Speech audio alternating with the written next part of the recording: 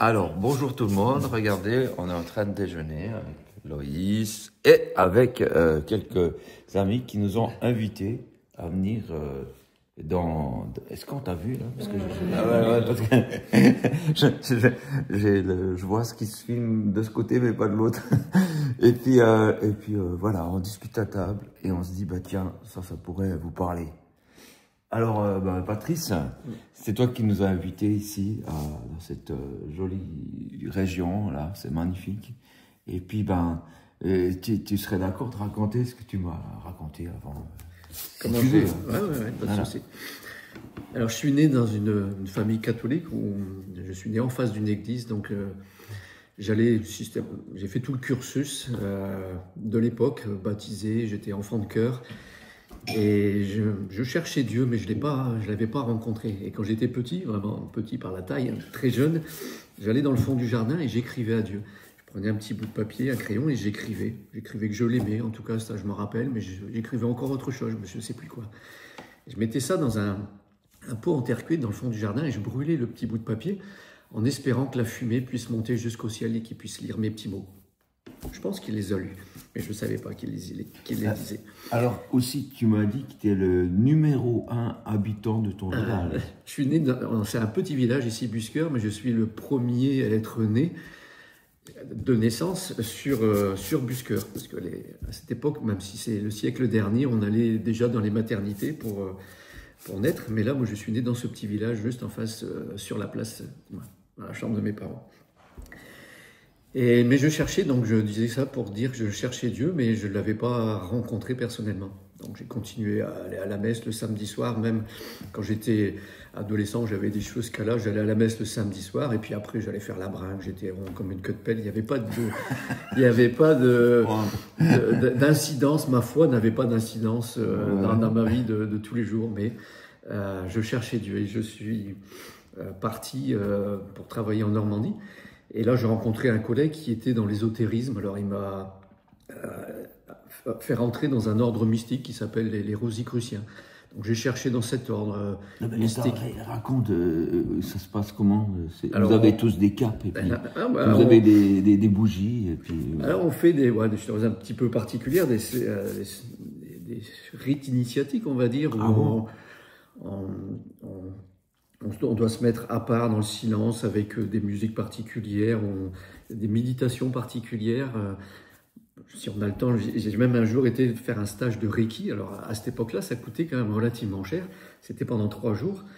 Et quand on a commencé ce stage, il fallait se mettre à genoux devant la photo du maître Reiki, japonais ou chinois, je ne sais plus. Mais de Go. Ouais, et le grand maître qui avait initié le Reiki.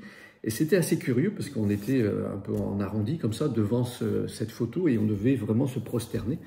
Et j'ai eu comme une voix, je ne savais pas d'où ça venait, j'ai eu comme une voix intérieure qui me disait « Mais est-ce que c'est pas Jésus, ton maître et ton Seigneur ?» Pouf, ça s'est tombé comme ça. J'ai dit « Qu'est-ce que c'est que cette parole ?»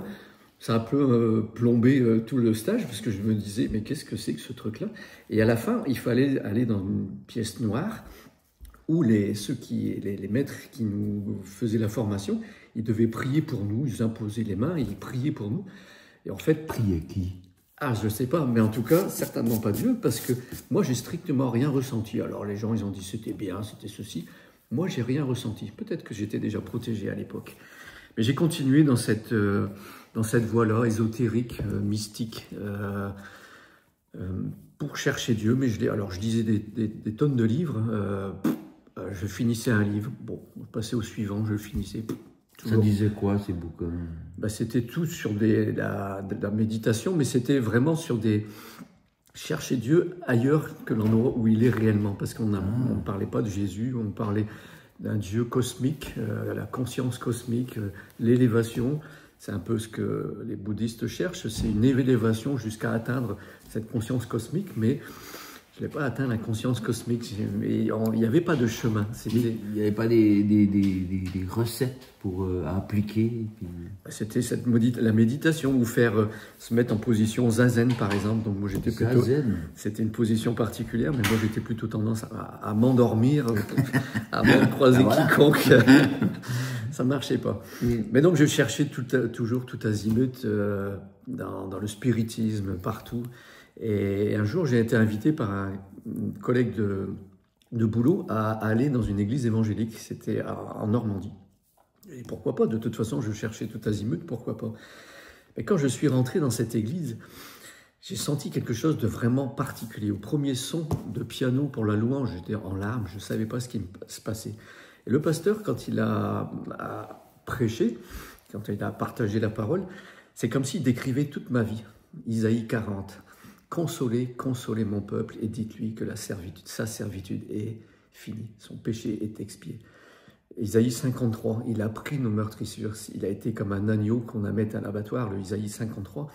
Lisez ce passage, c'est vraiment ce que Jésus a fait pour nous. Et là, en larmes, j'ai dit, mais voilà le chemin, voilà comment on rencontre Dieu. Ça n'est que par Jésus-Christ. J'ai compris, j'avais 26 ans et pourtant j'en avais entendu parler. En allant à la messe, j'ai compris que ça n'était que le seul chemin, la seule vérité, la seule vie qui me permettait d'être réconcilié avec Dieu. Et là, j'ai donné ma vie à Jésus. Et je suis rentré après le culte à la maison. Et il y avait sur un meuble de la maison un Bouddha, comme ça, en ébène royal, que j'avais ramené du Sri Lanka. La première chose que j'ai faite, j'ai pris le Bouddha et je l'ai mis dans l'armoire. Mon épouse me regarde, elle dit bah, « il ne plaît plus ». Je dis « non, il n'y a plus sa place ici ». Justement là, qu'est-ce que ça t'a fait de voir ton... Parce qu'il était complètement dans ces trucs-là. Ah ouais. Toi aussi ou bien... Non, pas du tout, pas du tout. Tu faisais pas de position à Z ou je sais pas quoi. Non, pas du tout. Et puis même, c'était assez surprenant, il était même parfois des fois frustré parce que il voulait que j'aille... parce qu'il avait fait une chambre un petit peu à part, avec une sorte de bureau, enfin sa pièce à part. Et il voulait que j'allais des fois le voir pour faire ses expériences, il disait. Donc... des rites initiatiques. Ouais. Et il était frustré parce que ça marchait jamais. Je disais, moi j'y suis pour rien, je sais pas ce que tu... Comment ça, c'est quoi je me souviens plus exactement. Si ça marchait, ça aurait dû faire quoi? Je sais pas, il va avoir une élévation cosmique ou vraiment... Oui, une petite élévation peut-être. Allez, donc ça 10 marchait. cm. Ça marche pas. Bon, ça marchait pas. Il était un peu frustré pour ça. Et puis, je me disais, bon, ça va lui passer, hein, puisqu'il était parti dans différents ordres, on va dire. Et puis... ah oui, dans plein de sectes, quoi. Ouais, je pense que c'était ça un peu. Et puis, donc, quand il a voulu cacher ce grand Bouddha, je me suis dit, qu'est-ce qui lui arrive encore maintenant? Donc, je me disais, encore une folie qui va passer. Donc, c'était, voilà. Et puis, voilà, il a continué avec ça. Ouais. Et donc, toi tu fais quoi? T'as plus besoin de ce Bouddha, donc tu le ranges. Je sais que c'est pas la voie. En tout cas, cette voie-là ne m'a pas amené à Dieu. Et j'ai trouvé vraiment la voie qui nous amène à Dieu, qui est en Jésus-Christ. Et donc le lendemain, j'ai brûlé tous les livres. Alors on peut dire, waouh, sacrilège, brûler les livres. Mais quel intérêt de donner un livre qui n'amène nulle part, qui amène dans une voie sans issue? Je ne peux pas conseiller à quelqu'un, tiens, lis ce livre, il m'a rien fait. Et j'ai cherché Dieu, mais je ne l'ai pas trouvé. Donc si je sais que ce livre n'amène pas à Dieu, quel intérêt de le donner? Et donc j'ai commencé à lire la Bible, et là, depuis ce jour-là, je la lis encore tous les jours, et quand j'ai fini, je recommence, et quand j'ai fini, je recommence, et je suis dans une association qui s'appelle les Gédéons, et je donne beaucoup de petits Nouveaux Testaments bleus. Si vous lisez ça, peut-être que je vous ai croisé, je vous ai donné un petit Nouveau Testament bleu, un petit bleu comme on les appelle. Je vous encourage vraiment à le lire, mais c'est vraiment ce que je fais au quotidien, c'est encourager à rechercher Dieu au travers de sa parole, au travers de la lecture, et le chemin est vraiment Jésus-Christ. Mais alors, est-ce que tu as eu une plénitude comme tu cherchais, ou est-ce que c'est juste tu as trouvé une vérité et puis du coup ça te suffit intellectuellement? Non, on sait qu'on sait. Et si tu me demandes comment tu sais que tu sais, je sais que je sais. Parce que c'est une conviction que personne ne pourra m'enlever. Personne ne pourra dire, ah, c'est encore une lubie, tu vas trouver autre chose, il y a un martien qui va venir. Là, c'est une conviction ancrée dans le cœur, c'est pas là. Alors moi, je suis petit, à 30 cm, pour les plus grands, c'est un peu plus long, mais il faut vraiment passer de là à là. Et c'est vraiment là qu'on le rencontre, et c'est là qu'on le découvre, c'est dans son cœur. Et c'est vraiment gravé là. Et c'est une certitude, on peut pas dire, on pourra pas me l'ôter, parce que c'est plus vrai que 1 et 1 font 2. C'est vraiment quelque chose d'ancré, c'est quelque chose que l'on vit.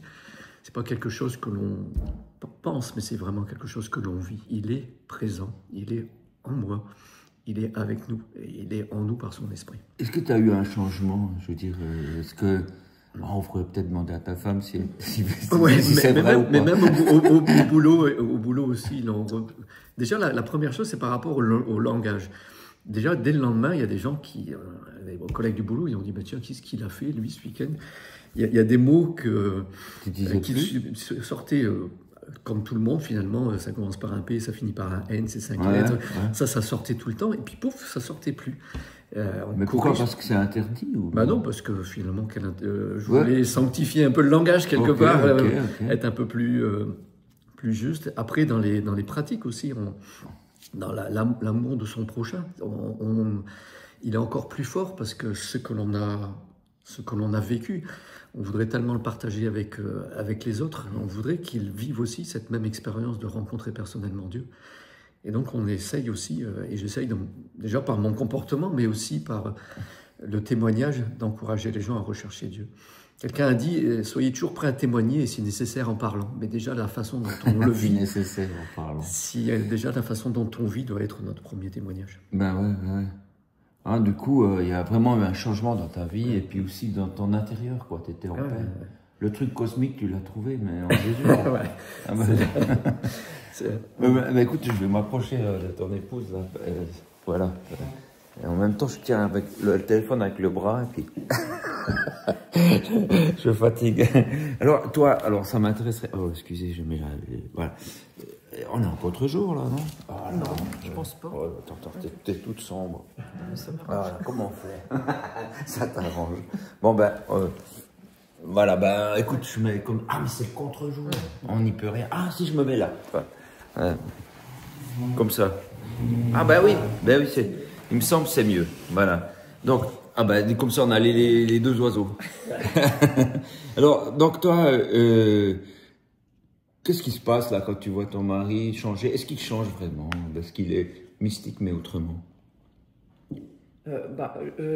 Alors, je pourrais peut-être signaler quelque chose, c'est que ce qui a été assez curieux aussi, c'est la personne son collègue de travail, qui l'a invité à aller dans une église, sans le savoir, parce qu'on l'a su après. Ouais. Moi, je rencontrais de temps en temps son épouse, mais je ne connaissais pas du tout sa vie, je ne savais pas qu'elle était chrétienne. Ouais. Et je la connaissais dans le cadre professionnel. Voilà. Et à chaque fois qu'elle venait dans l'agence où je travaillais, j'étais attirée par elle. Et je disais à mes collègues, laissez, je vais aller la voir, parce que j'aimais passer du temps avec elle, même si c'était court. C'était quelqu'un d'agréable. Ah ouais. Et je me disais, mais qu'est-ce qu'elle a, cette femme? Mais c'est tout, c'est resté là, sans savoir que c'était la femme du collègue de Patrice, et sans savoir que c'est lui qui avait invité Patrice la première fois dans une église. D'accord. C'était quelque chose en elle que, je sais pas, ça faisait déjà plusieurs mois, où quand elle venait, elle m'attirait, j'aimais bien, et on parlait de tout et de rien, mais j'aimais sa présence. Ouais. Donc il y avait quelque chose en elle. Ah ouais, tout à fait. Qui attirait, quoi. Ouais. Et après j'ai compris qu'elle connaissait Jésus. Et puis que Jésus était en elle. Ouais. Et ça, c'était vraiment... Mais alors, tu as compris comment? Qu'est-ce qui s'est passé? Alors, ce qui s'est passé, c'est que dans notre famille, on a connu un drame. On a perdu un petit garçon qui s'appelait François, il avait 7 ans. Oh non, un enfant. Ouais. Vous avez... C'était l'enfant de mon frère. Ouais. Et à l'époque, on avait quelques soucis aussi pour avoir des enfants. Donc, c'était quelqu'un avec qui j'étais très proche. C'était le premier petit garçon de la famille. Et puis, donc, il a été renversé par une moto et donc il est décédé. Et je vous avoue que ça a été vraiment quelque chose de terrible, de dramatique. Ah, bien sûr, ouais. Et quelque chose auquel on a eu du mal enfin, en ce qui me concerne, et je pense que toute la famille, à se ressaisir par rapport à ça. Et je me souviens, dans ma tête, c'était mais comment on va faire pour pouvoir vivre après un drame aussi fort, aussi dur? Comment on va faire? Comment je vais faire vis-à-vis de ma famille, de mon frère? Enfin, même moi, c'était tellement dur. Et puis, il a fallu 8 jours après, on est revenu ici, parce que ça s'est passé dans le nord de la France. Et on est revenu après dans notre région, donc la Normandie. Il a fallu quand même que je me dise, il faut que je reprenne mon travail. Donc j'ai repris le travail. Et puis quelques jours après notre retour, donc j'ai repris le travail, on a eu la visite d'une personne qui venait d'Australie, un pasteur qui venait d'Australie. Un pasteur d'Australie. Ouais. Et qu'est-ce qu'il vient faire ici? Quelqu'un de formidable. C'est donc ton mari qui l'a invité. Ouais, voilà, c'est ça. Ah oui. Donc, je ne savais pas déjà, pasteur. Je me disais, qu'est-ce que ça peut bien être? Ouais. Donc, voilà, donc il était venu à la maison. Et puis, je me souviens très bien que moi, je suis rentrée du travail, je suis restée dans la cuisine, j'avais même pas envie d'aller parler, de voir. Et puis, au bout d'un moment, enfin, ils ont longtemps discuté, tout ça, il a demandé à me rencontrer. J'ai accepté parce que je suis polie. Je n'avais vraiment pas du tout envie. Sauvé par politesse. Voilà, c'est ça. Et puis il m'a demandé si, sans trop étaler, il m'a dit est-ce que je peux prier pour toi et je lui ai dit bah, si vous avez envie, mais quoi bon, voilà, c'est. Ça sert à rien. Voilà. Hein? Déjà que Patrice faisait souvent ses expériences, donc voilà, sans savoir vraiment exactement ce qui allait se passer. Et là, il s'est passé quelque chose vraiment d'extraordinaire. On parle de paix, de plénitude, et c'est vraiment ce que j'ai ressenti. Enfin, quelque chose de très fort, de très profond, où j'ai été saisie par ça. Enfin, vraiment, je peux même pas, je crois qu'il n'y a pas de mots à ce que j'ai pu ressentir. C'était comme si tu portais plus de fardeau. Ah ben, c'était ça. Et même, comment dire, tu sentais j'étais presque gênée. Parce que j'avais de la joie, enfin je sais pas comment vous dire, alors qu'on était dans un drame quoi. Un drame, et tellement cette plénitude était tellement forte, et puis enfin, je me sentais bien, et à me dire enfin il y a quelque chose qui pourra nous aider. Et le lendemain, je suis allée au travail avec cette joie et cette plénitude, enfin je sais pas comment vous décrire cette joie, enfin c'était vraiment quelque chose de très profond. Ça dardait dans ton cœur. Ah ouais, mais vraiment très fort, dans tout mon corps et au niveau du cœur, ouais, c'était vraiment très fort. Et j'ai mon responsable, mon patron, qui m'a appelé dans le bureau et qui m'a dit mais qu'est-ce qui se passe, qu'est-ce qui vous arrive, qu'est-ce que vous avez fait, enfin qu'est-ce qui se passe? Et j'étais incapable de répondre parce que je savais vraiment pas trop ce qui se passait, parce que j'ai simplement pu lui dire bah voilà, quelqu'un a prié Jésus, j'ai reçu cette paix, et voilà. Et après, ça a été le début d'un très beau chemin. C'est vrai? Qu'est-ce que c'était ce chemin? Ce chemin avec Jésus dans ma vie. Et cette ça signifie quoi, par exemple? Tu te lèves le matin et il se passe quoi? Je veux dire, il est là quand on regarde la nature autour de nous. Et puis, c'est une connexion. Voilà, tout à coup, tu as, que tu n'avais pas. J'avais pas du tout, non, pas du tout. Puis ça fait quoi de ce fait qu'il est là? Est-ce que c'est pas genre intrusif ou comme ça?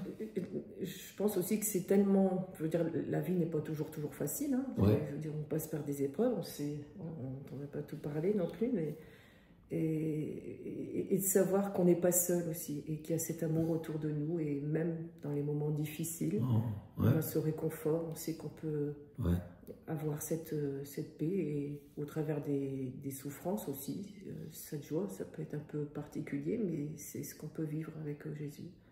Il nous accompagne tout le temps. Et le pasteur australien, il t'a pas expliqué ce qui t'arrivait? On a eu l'occasion de le voir, de le revoir, et on le voit encore. Ah, ok. Maintenant, c'est par WhatsApp. Hein, mais si, après, après, on a eu l'occasion de rencontrer d'autres personnes qui ont vécu la même chose que nous, qui connaissent Jésus. Et puis, voilà, ça a été le début d'une belle aventure. Et qui continue encore. Voilà. Elle n'est jamais terminée. Voilà. Et puis, aujourd'hui... hier, vous m'avez fait le privilège de pouvoir rentrer dans cette aventure en faisant la légende de Mie dans votre village. Un petit village de 600 habitants.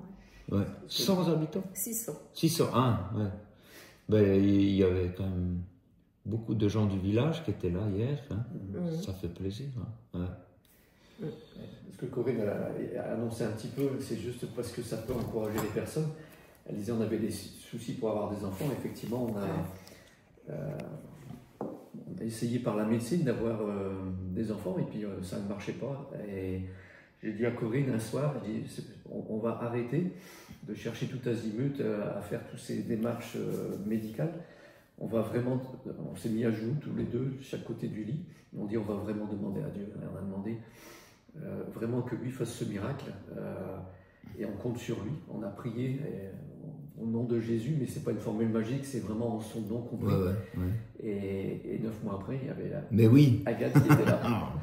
Ah, le petit gars qu'on a eu avant. Non, c'est la première fille, la première. Ah non, pardon. Oh là là. Elle était là hier, mais tu l'as pas vue. Enfin, on te l'a pas présentée. Ah d'accord, ouais, ouais.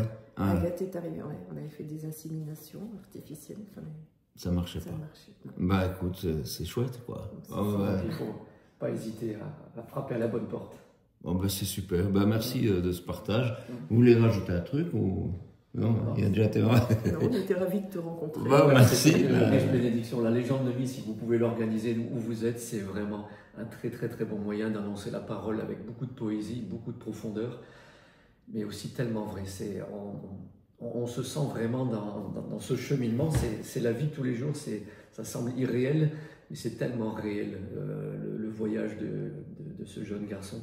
Lui, c'est vraiment, organisez-le dans votre coin, c'est vraiment très très beau. Bon, ben voilà, le message est lancé. Ok, ben merci beaucoup pour ce partage. Et puis j'espère que je n'ai pas trop bougé la caméra. Ma foi, c'est la vraie vie, quoi.